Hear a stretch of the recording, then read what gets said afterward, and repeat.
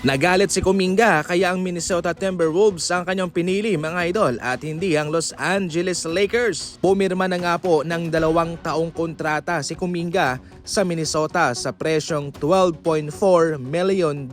Pero marami ang nagtataka kung bakit yung Minnesota ang kanyang pinili at 12 million lamang sapagkat mababa yung kanyang pinirmahan considering na medyo malaki-laki yung kanyang hinihinging kontrata sa Los Angeles Lakers. Minasama ni Kuminga mga idol, nagalit po siya sa kanyang mga naririnig na wala pa siyang napapatunayan at bakit nagdedemand siya ng malaking halaga na yun nga hindi pa siya established na star level na player.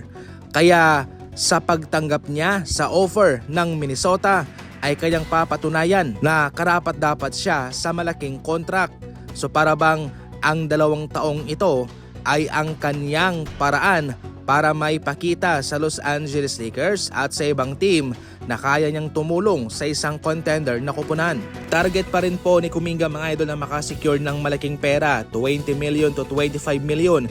Kaya sa kanyang kontrata ngayon sa Minnesota ay papatunayan niya na kaya niyang maabot ang kontratang yon. Sa Lakers kasi ay 3-year deal ang kanilang offer at pwede po siyang kumita ng nasa 35 to 40 million dollars. Pero inayawan muna ni Kuminga yun at nais niyang ipakita na kaya niyang bumuhat ng team.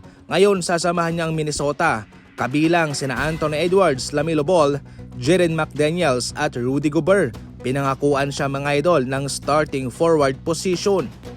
Kung pag-uusapan naman yung pagkakataon, marami na sanang mga pagkakataon itong si Kuminga. Unang-una sa kanyang mother team na Golden State Warriors.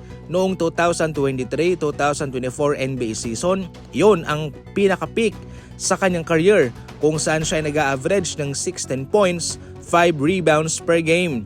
Pero nahirapan siyang makakuha ng permanenteng posisyon sa rotation ni Coach Steve Kerr dahil sa kanyang pag-i-struggle sa off-the-ball position. Ibig sabihin nun ay nagdedemand din po siya ng bola. At kung nasa kanya yung bola, tumitigil ang ball movement at nag-i-struggle din po siya sa perimeter shooting.